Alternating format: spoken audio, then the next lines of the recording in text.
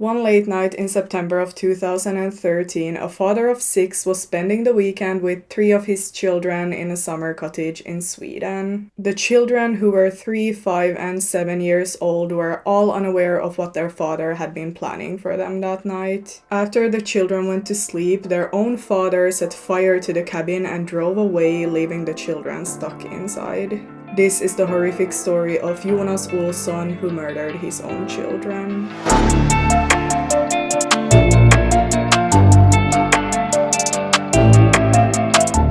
So hello everyone and welcome to my channel. My name is Elin, and on this channel I cover true crime cases that have occurred in the Nordic countries. I want to give a huge warning before I start this video. The case includes children and is going to anger you. To be honest, it's probably one of the worst cases that I have ever covered on this channel. It was hard for me to research and honestly not an easy one to cover, but I do feel like telling the story could prevent similar things from happening in the future because there were a lot of warning signs before this case. I also want to add that I'm not in any way trying to excuse this father's behavior by bringing up his childhood, but I do think that it's important as it could possibly explain some of his behavior. But once again, a warning, this video includes a father murdering his own children in a horrific way and also talks about suicide, and the whole case is just kinda messed up. With that being said, now let's get into the case that happened in Sweden. Jonas Olsson is a Swedish man who should today be around 49 years old. He grew up without his father, who also passed away after Jonas had been trying to get back in contact with him for many years. This made him very frustrated, and he never talked to anyone about how he was feeling and the fact that things were going south in his life, which he believes comes from his childhood. Jonas grew up in a household where he learned to be strong on his own, and he was kind of taught to look after himself, and it was looked down upon to seek help from others. He has also described being closer to his aunt than his own mother, even though he lived with his mother while growing up. She was, however, emotionally distant, and he can't remember ever getting a hug from her. Jonas was a bit of a wild child, and she would usually grab his ear and tell him to go back to his room, but he never got an explanation for what he did wrong. It's important to remember that these childhood memories come from Jonas himself, and we can't really confirm that any of it is true. During high school, Jonas trained as a nanny and later worked at a preschool. He later changed careers and has worked with, for example, glass, solar film, and security. Jonas also had siblings, but his sister lived with their aunt since she did not get along with their mother, and he actually did not find out before he was 5 years old that this was his older sister. When Jonas got older, he ended up breaking the relationship to his mother, but he was still kind of hoping that she would reach out to him one day. She never contacted him, so he ended up contacting her instead, but she still did not want to talk about their issues, so their relationship did not really develop in any way. He had also found out through his distant father that he had 2 brothers that he did not know of. So he had this big family that was at the same time full of issues and not really connected at all. The interesting part about this is that his own family later in life would also turn out to be kind of messy in a similar way, as he had 6 kids with 3 different mothers. And I'm not saying that having kids with different people necessarily has to be a messy situation, but in this case it was. Jonas had 2 older children from a partner before, and then he had 3 kids from the previous marriage that we're going to discuss in this video, and on top of that a baby with a new woman. The children that are the victims in today's case are his sons Emil and Simon, who were 3 and 5 years old, and his daughter Maja, who was 7. Jonas and their mother Lotta were divorced since around 2 years back, and during the divorce he did threaten to kill himself. Lotta has later stated that she told him to get help many times during their marriage, as he viewed the world in black and white, often had conflicts with people, and sometimes isolated himself. Jonas himself has stated that his childhood has made it easy for him to turn off his feelings to protect himself from hard situations. He also described being very scared to hurt his partners, and instead of communicating and trying to solve things, he would just leave the situation and act cold. And if the things he stated about his childhood are true, then it's very easy to see the pattern of his mother's behavior towards him kind of repeating in his own adult relationships. But anyway, since the divorce, Jonas and his ex-wife's relationship had been very infected, and lately it had taken a turn for the worse. In September of 2013, the 3 children were were having a Father's Weekend in a cottage that he was renting outside of Stockholm, Sweden. Jonas had picked the siblings up from school and daycare on Friday afternoon before sending a threatening text to his ex-wife and the children's mother Lotta stating, and I quote, "I'm done being nice. What happens from now on is a result of your behavior towards me for more than a year."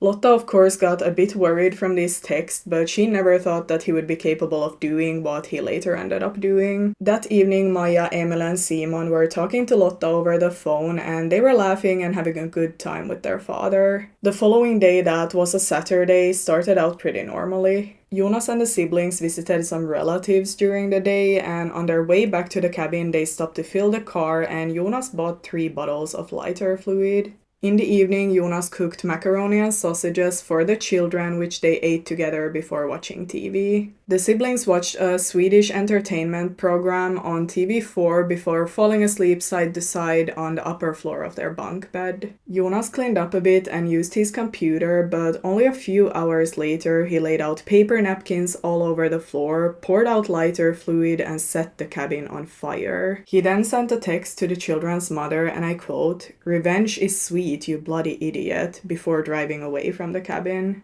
He drove all night, around 50 miles away from the crime scene, and filmed a suicide tape before trying to commit suicide with a shaving blade. But Jonas did not succeed and ended up passing out instead. When he woke up, he decided to turn himself into the police the next morning. Shortly after the cabin was set on fire, the siblings had woken up from the heat in the room along with a strange smell and could not see their father anywhere. Maja noticed that the stairs for their bunk bed was gone, but she still managed to climb down pretty quickly. She then managed to get out of the cabin, but her younger brothers did not since they were too small to climb down the bunk bed themselves. Maja quickly ran to the neighbors to get help for her brothers, but the fire had already started spreading in front of the cabin's door. The neighbor had woken up from the fire, and when she ran outside, she could hear Emil and Simon's heartbreaking screams for their dad from inside of the cabin. Unfortunately, the neighbor could see that there was no way she could get inside the cottage as it was already burning too much, so she ran back inside to get the fire extinguisher. But when she came back out, it turned out that the fire extinguisher did not work and there were no longer any screams coming from inside of the cabin. The emergency services soon arrived, but unfortunately the cabin was already destroyed and Emil and Simon both ended up dying in the fire. I think that any sane person just can't imagine how anyone could do this to a child, let alone their own children. And I'm just imagining the trauma that this caused for their sister Maja, who heard her own brothers die unable to save them. It's just beyond heartbreaking and so cruel, and no child deserves to go through something like this. But anyway, at 6 in the morning, the children's mother Lotta was woken up by the police and was informed that they had found 2 bodies that they feared were her sons. She has stated that she just screamed straight out before speeding to the hospital where Maja was. When she arrived, Maja said, and I quote, "Mommy, I could not save them." So in the trial, Jonas did not show any emotion when he talked about any of his actions that day. He stated that he did not remember what he said in the suicide tape, which in his eyes was pretty scary. But I personally feel like what he said in the tape is pretty telling, so I'm just gonna mention some of it. In this suicide tape, he stated that he had planned everything since around 1 month before the events. He also stated that he did not feel any emotions towards what he had done and that he just did not feel anything. Jonas stated that it felt like he did his own children a favor and that he did not even shed a tear over what he had done. So if you were not already angered by this man, then that probably changed your mind, because when I listened to that, I just had a hard time empathizing with him no matter what his childhood was like. But in the trial, he now stated that only the suicide was planned 1 month before, not the murder of his children.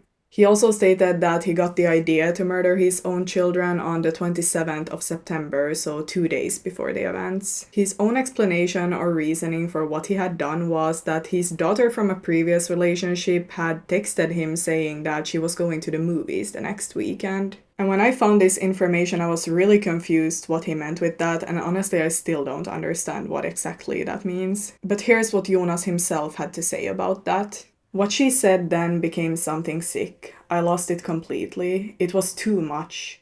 All of a sudden, the children are involved in the suicide. Instead of cutting myself at the company, I would do it at the house. Then I would light the house on fire so that we were all on fire inside. Which makes absolutely no sense. I don't know if it's just me, but how did his daughter going to the movies the following weekend make him wanna murder his own children? As I already stated, he was cold during all of the trial regarding his children and did not really show any emotions, but when the lawyer mentioned his own father, then he broke down and started crying. So he clearly felt no remorse or sorrow over what he had done to his children or anyone else and instead just felt sorry for himself. Luckily, it seems like the court did not buy his explanation either, and when he was asked about the message that he sent to the children's mother, he stated that it was because of the disappointment for all the things that happened after the divorce. On top of all this, it was also revealed in court that Jonas had been sending threatening text messages to Lotta where he was hinting about the murders. On the 17th of September, he sent a text to Lotta stating, and I quote, 1.5 weeks left. On the 24th of September, he sent, a couple of days left now, tell me if you know something, and on the same day, I'm gonna stop being nice, you have 1 week. On the 27th of September, 2 days before the murders, Jonas sent, well then the time is up. Now I'm going to stop being nice, and what happens from now on is the result of your behavior towards me for a little more than a year. So he clearly stated that the motive was revenge to the children's mother right there in the text. But he of course claimed that he was talking about his unsuccessful suicide this whole time. Jonas had no previous criminal record and he was not suffering from any mental illness throughout his life or use any sort of drugs. The psychiatric evaluation showed that Jonas had many personality traits similar to those when people have narcissistic and borderline personality disorder.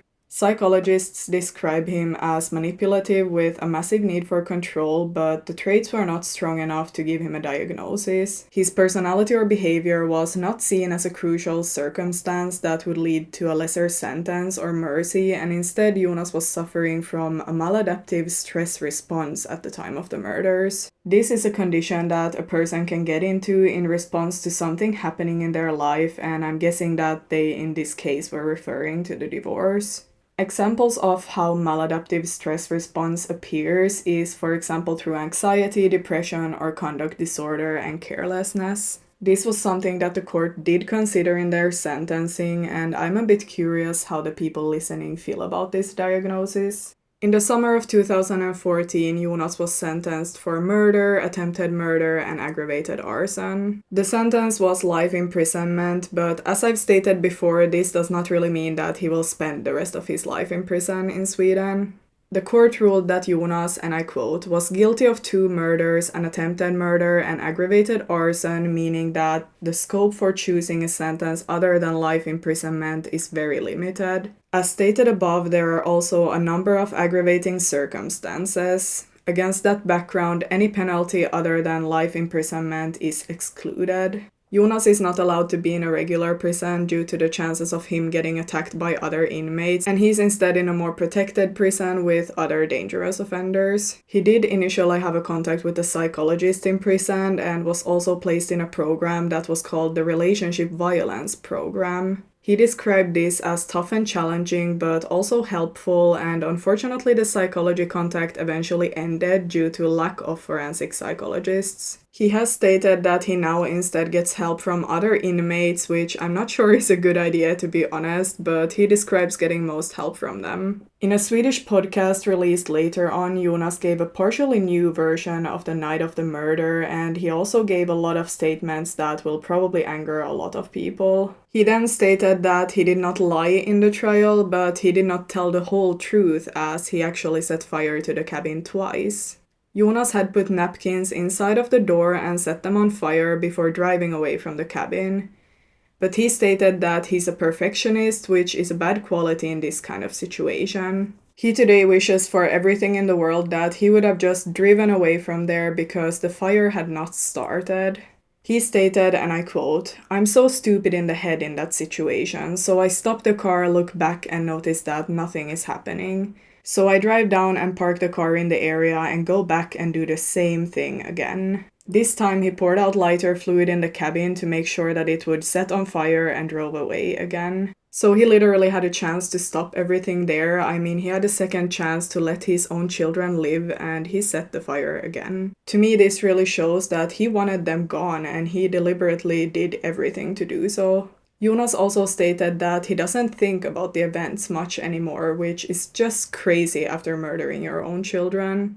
But that's not all, as he also said, and I quote, "The fact that something so awful can feel so right is crazy to me." And I just can't imagine anyone with any remorse stating something like that. He literally said that it felt right setting his own children on fire. Anyway, the children's mother Lotta believes that she's alive today because of Maja, as she's the reason that she kept on fighting through the sorrow.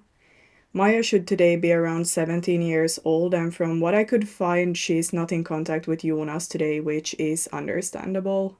She's been struggling a lot because of this trauma, while Jonas is preparing for his life back in society if he ever gets out of prison. He will apply to get released the day that he's able to and hopes to get a second chance of living a normal life. But that's all that I have for this case today, and I honestly don't have that much to comment since I feel like I made my opinions pretty clear while telling the story. The case is just so shocking to me, and probably to everyone listening as well. I just can't understand the reasoning behind killing family members, especially children.